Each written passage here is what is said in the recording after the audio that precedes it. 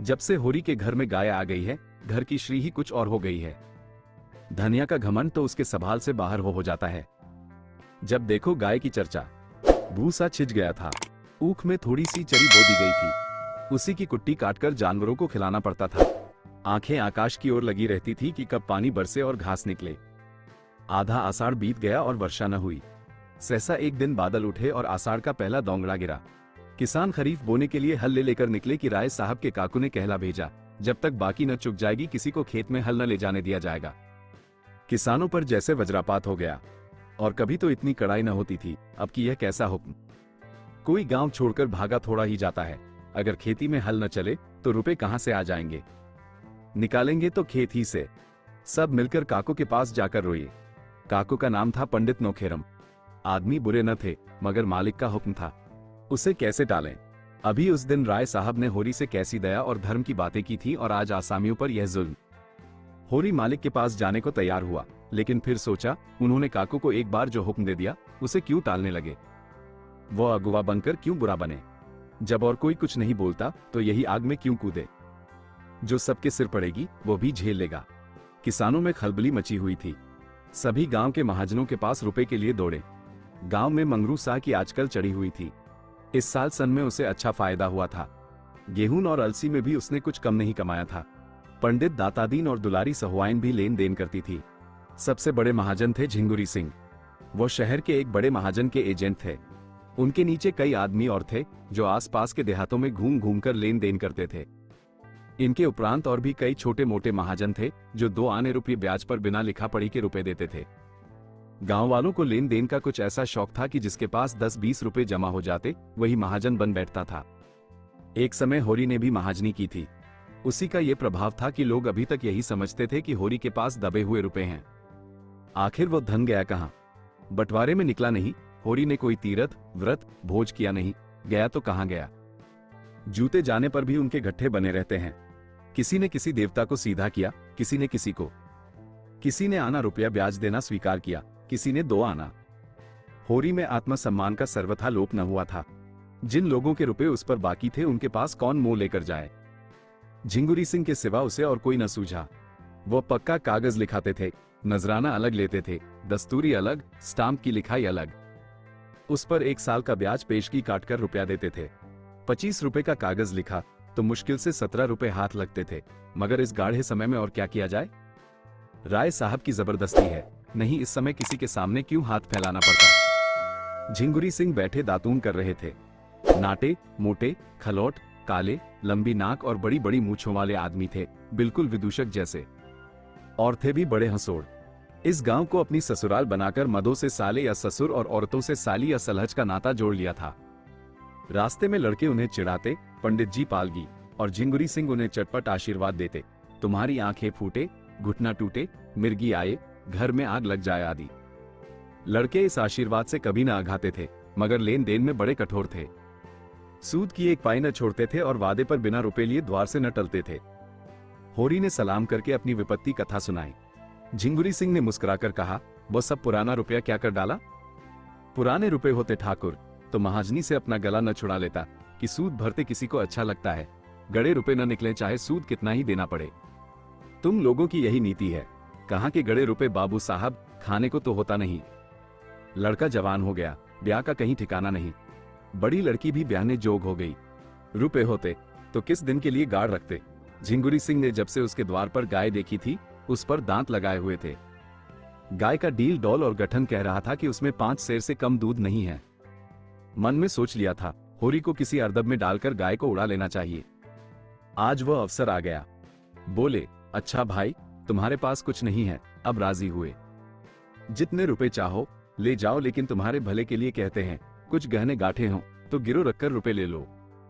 इस टान लिखोगे तो सूद बढ़ेगा और झमेले में पड़ जाओगे। होरी ने कसम खाई कि घर में गहने के नाम कच्चा सूद भी नहीं है। धनिया के हाथों में कड़े हैं, वह भी गिलट के। झिंगुरी सिंह ने सहानुभूति का रंग मुंह पर पोत कर कहा, तो एक बात करो, यह नई गाय जो लाए हो इसे हमारे हाथ बेच दो। सूद इसटाम सब झगड़ों से बच जाओ। 4 आदमी जो दाम कहें वो हमसे ले लो। हम जानते हैं तुम उसे अपने शौक से लाए हो और बेचना नहीं चाहते, लेकिन ये संकट तो टालना ही पड़ेगा। होरी पहले तो इस प्रस्ताव पर हंसा, उस पर शांत मन से विचार भी न करना चाहता था, लेकिन ठाकुर ने ऊंच नीच सुझाया, महाजनी के हथकंडों का ऐसा भीषण रूप दिखाया कि उसके मन में भी यह बात बैठ गई। ठाकुर ठीक ही तो कहते हैं, जब हाथ में रुपए आ जाएं, गाय ले लेना। 30 रुपए का कागज लिखने पर कहीं 25 रुपए मिलेंगे और 3-4 साल तक न दिए गए तो पूरे 100 हो जाएंगे। पहले का अनुभव यही बता रहा था कि कर्ज वह मेहमान है जो एक बार आकर जाने का नाम नहीं लेता। बोला, मैं घर जाकर सबसे सलाह कर लूं तो बताऊं। सलाह नहीं करना है, उनसे कह देना है कि रुपए उधार लेने में अपनी बबदी के सिवा और कुछ नहीं। मैं समझ रहा हूं ठाकुर, अभी आके जवाब देता हूं। लेकिन घर आकर उसने जो ही वो प्रस्ताव किया कि कोहराम मच गया। धनिया तो कम चिल्लाई, दोनों लड़कियों ने तो दुनिया सिर पर उठा ली। नहीं देते अपनी गाय, रुपए जहां से चाहो लाओ। सोना ने तो यहां तक कह डाला, इससे तो कहीं अच्छा है मुझे बेच डालो, गाय से कुछ बेसी ही मिल जाएगा। दोनों लड़कियां सचमुच गाय पर जान देती थी। रूपा तो उसके गले से लिपट जाती थी और बिना उसे खिलाए और मुंह में न डालती थी। गाय कितने प्यार से उसका हाथ चाटती थी, कितनी स्नेहभरी आंखों से उसे देखती थी। उसका बछड़ा कितना सुंदर होगा। अभी से उसका नाम करण हो गया था, मटरू। वो उसे अपने साथ लेकर सोएगी। इस गाय के पीछे दोनों बहनों में कई बार लड़ाइयां हो चुकी थी। सोना कहती मुझे ज्यादा चाहती है, रूपा कहती मुझे। इसका निर्णय अभी तक न हो सका था और दोनों दावे कायम थे, मगर होरी ने आगा पीछा सुझाकर आखिर धनिया को किसी तरह राजी कर लिया। एक मित्र से गाय उधार लेकर बेच देना भी बहुत ही वैसी बात है, लेकिन विपत में तो आदमी का धर्म तक चला जाता है, ये कौन सी बड़ी बात है। ऐसा न हो तो लोग विपत से इतना डरें क्यों। गोबर ने भी विशेष आपित न की, वह आजकल दूसरी ही धुन में मस्त था। यह तय किया गया कि जब दोनों लड़कियां रात को सो जाएं, तो गाय झिंगुरी सिंह के पास पहुंचा दी जाए। दिन किसी तरह कट गया। सांझ हुई, दोनों लड़कियां 8 बजते बजते खा पीकर सो गईं। गोबर इस करुण दृश्य से भागकर कहीं चला गया था। वह गाय को जाते कैसे देख सकेगा, अपने आंसुओं को कैसे रोक सकेगा। होरी भी ऊपर ही से कठोर बना हुआ था, मन उसका चंचल था। ऐसा कोई माई का लाल नहीं जो इस वक्त उसे 25 रुपए उधार दे दे, चाहे फिर 50 रुपए ही ले ले। वो गाय के सामने जाकर खड़ा हुआ तो उसे ऐसा जान पड़ा कि उसकी काली काली सजीव आंखों में आंसू भरे हुए हैं और वह कह रही है, क्या 4 दिन में ही तुम्हारा मन मुझसे भर गया? तुमने तो वचन दिया था कि जीते जी इसे न बेचूंगा। यही वचन था तुम्हारा। मैंने तो तुमसे कभी किसी बात का गिला नहीं किया। जो कुछ रूखा सूखा तुमने दिया वही खाकर संतुष्ट हो गई। बोलो, धनिया ने कहा। लड़कियां तो सो गईं, अब इसे ले क्यों नहीं जाते? जब बेचना ही है तो अभी बेच दो। होरी ने कांपते हुए स्वर में कहा, मेरा तो हाथ नहीं उठता धनिया। उसका मुंह नहीं देखती? रहने दो, रुपए सूद पर ले लूंगा। भगवान ने चाहा तो सब अदा हो जाएंगे। 300-400 होते ही क्या है, एक बार ऊख लग जाए। धनिया ने गर्व भरे प्रेम से उसकी ओर देखा। और क्या, इतनी तपस्या के बाद तो घर में गऊ आई, उसे भी बेच दो। ले लो कल रुपए, जैसे और सब चुकाए जाएंगे वैसे इसे भी चुका देंगे। भीतर बड़ी उमस हो रही थी, हवा बंद थी, एक पत्ती न हिलती थी। बादल छाए हुए थे पर वर्षा के लक्षण न थे। होरी ने गाय को बाहर बांध दिया। धनिया ने टोका भी, कहां लिए जाते हो? पर होरी ने सुना नहीं, बोला, बाहर हवा में बांधे देता हूं, आराम से रहेगी, उसके भी तो जान है। गाय बांधकर वह अपने मंझले भाई शोभा को देखने गया। शोभा को इधर कई महीने से दमे का आर्जा हो गया था। दवा दारू की जुगत नहीं, खाने पीने का प्रबंध नहीं और काम करना पड़ता था जी तोड़कर, इसलिए उसकी दशा दिन दिन बिगड़ती जाती थी। शोभा सहनशील आदमी था, लड़ाई झगड़े से कोसों भागने वाला, किसी से मतलब नहीं, अपने काम से काम। होरी उसे चाहता था और वह भी होरी का अदब करता था। दोनों में रुपए पैसे की बातें होने लगी। राय साहब का ये नया फरमान आलोचनाओं का केंद्र बना हुआ था। कोई 11 बजते बजते होरी लौटा और भीतर जा रहा था कि उसे भास हुआ जैसे गाय के पास कोई आदमी खड़ा है। पूछा, कौन खड़ा है वहां? हीरा बोला, मैं हूं दादा, तुम्हारे कोड़े में आग लेने आया था। हीरा उसके कोड़े में आग लेने आया है, इस जरा सी बात में होरी को भाई की आत्मीयता का परिचय मिला। गांव में और भी तो कोड़े हैं, कहीं से आग मिल सकती थी। हीरा उसके कोड़े में आग ले रहा है तो अपना ही समझ कर तो। सारा गांव इस कोड़े में आग लेने आता था। गांव से सबसे संपन्न यही कोड़ा था, मगर हीरा का आना दूसरी बात थी। और उस दिन की लड़ाई के बाद हीरा के मन में कपट नहीं रहता।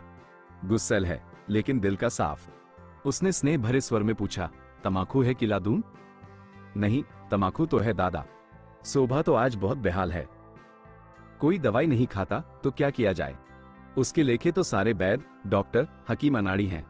भगवान के पास जितनी अक्कल थी वो उसके और उसकी घरवाली के हिस्से पड़ गई।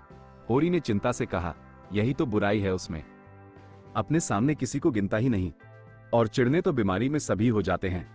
तुम्हें याद है कि नहीं, जब तुम्हें एफिंजा हो गया था तो दवाई उठाकर फेंक देते थे। मैं तुम्हारे दोनों हाथ पकड़ता था, तब तुम्हारी भाभी तुम्हारे मुंह में दवाई डालती थी। उस पर तुम उसे हजारों गालियां देते थे। हाँ दादा, भला वो बात भूल सकता हूं। तुमने इतना न किया होता तो तुमसे लड़ने के लिए कैसे बचा रहता। होरी को ऐसा मालूम हुआ कि हीरा का स्वर भारी हो गया है। उसका गला भी भराया। बेटा, लड़ाई झगड़ा तो जिंदगी का धर्म है, इससे जो अपने हैं वो पराये थोड़े ही हो जाते हैं। जब घर में 4 आदमी रहते हैं तभी तो लड़ाई झगड़े भी होते हैं।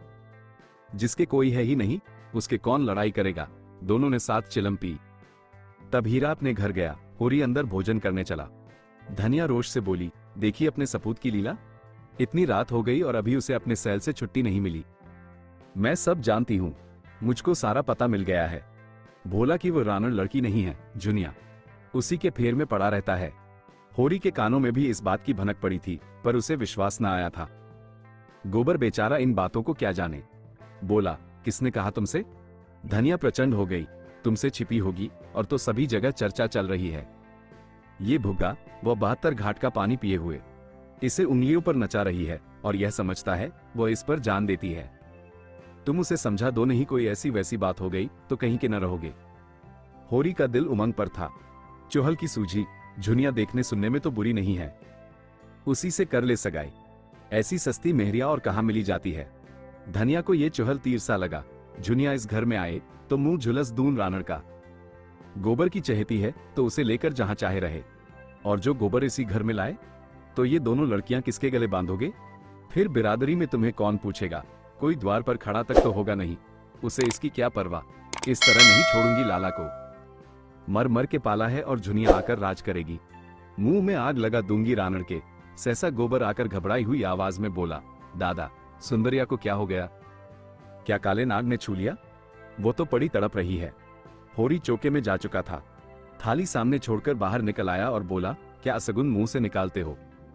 अभी तो मैं देखे आ रहा हूं। लेटी थी। तीनों बाहर गए। चिराग लेकर देखा, सुंदरिया के मुंह से फिचकुर निकल रहा था। आंखें पथरा गई थी, पेट फूल गया था और चारों पांव फैल गए थे। धनिया सिर पीटने लगी।